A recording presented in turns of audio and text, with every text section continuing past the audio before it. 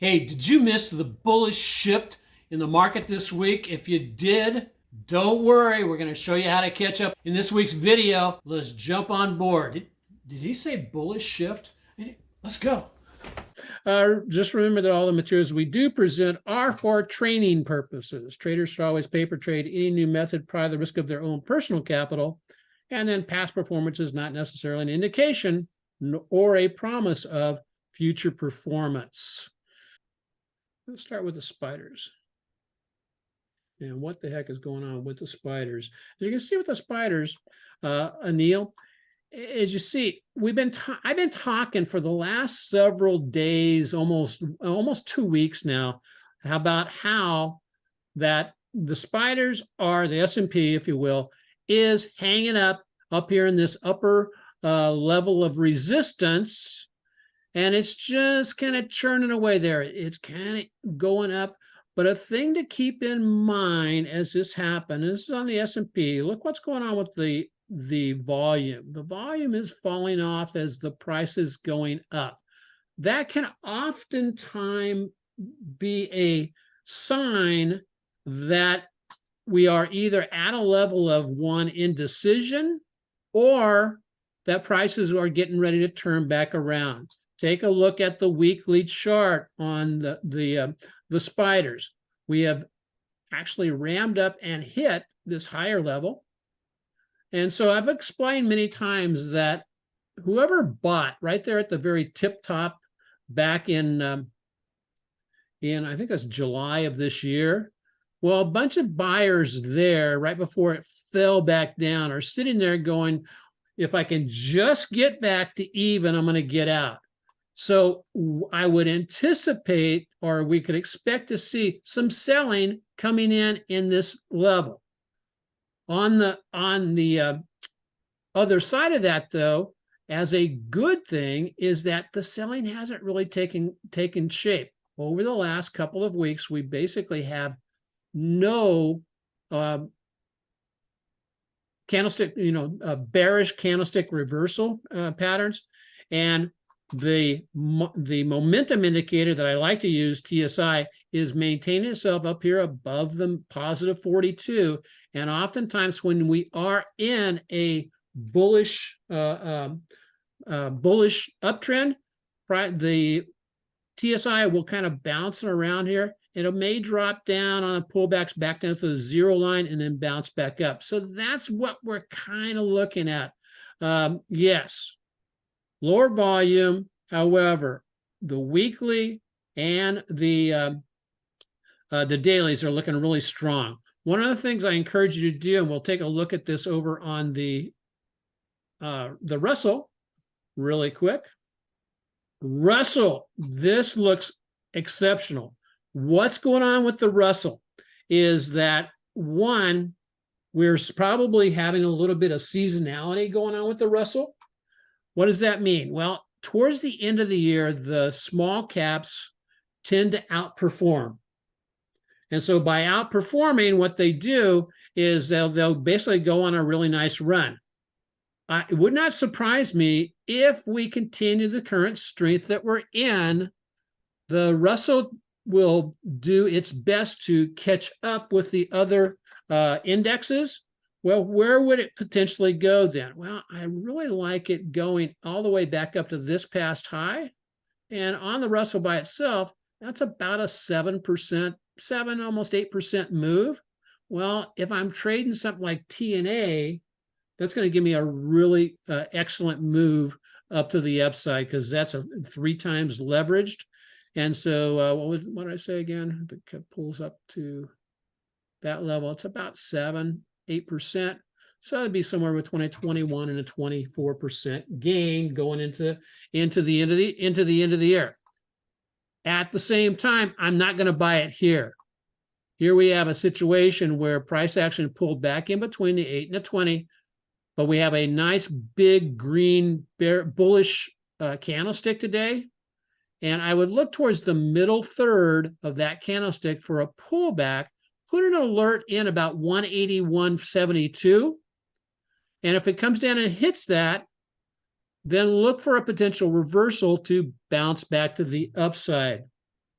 Anyway, that's where the Russell would be attractive. You can see the high right there on that shooting star from about 3 days ago. The high there is 181.75. So I drop in an alert at 182. So back to the Qs. Why do we save the Qs for last? Well, I'm glad you asked. The reason I save the Qs for last is because they tend to outperform the other indexes. Therefore, I want to be most aware of what's going on with the Qs, so that then I can jump into the TQQ if necessary. And as we see, we basically gapped up. These are breakaway gaps. We gapped up close to this old high over here. There's a lot of overhead resistance up here, overhead supply, if you will. And so price actions are slowing down. Daily chart, yes, we do not have a bullish, bearish reversal signal. However, if we take a look over here on the weekly chart, what do I have? It is a bearish harami, but it's more of a spinning top doji. So what does that tell me? Whenever you see a doji, it means one of two things. It is not a candlestick to trigger off of. What it is a candlestick to put the knowledge in your back pocket that price actions are consolidating and the price action is taking a rest. So, Neil, that's what we've got on the indexes. I like the Russell. I think it's closest to be providing us an opportunity to trade if we're going to be looking at trading the indexes. What's your thoughts? I see. I'm looking at my triple screen system, and on S&P and on NASDAQ, we have a weekly buy signal. It's been there for a week or so, and whenever the weekly comes, it's not not easy to get rid of it. Okay. So when let me ask you a real quick question about the triple screen. Is once you have a triple screen signal in place, what do you look for your pullback? I mean, what's your trigger to actually get into a trade? Actually, when a weekly triple screen signal comes, there has to be a daily triple screen ahead of it. Okay.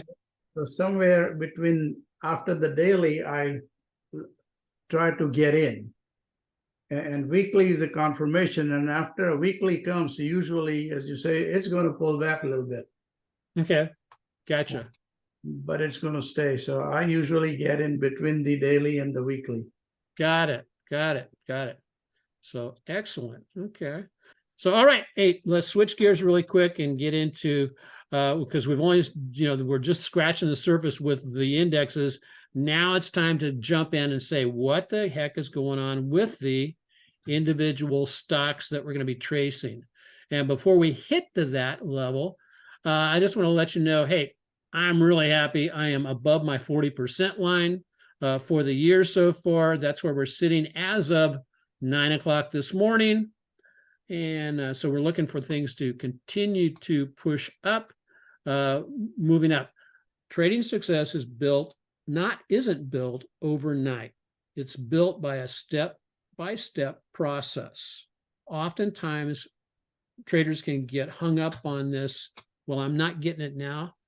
And the process may take 90 days.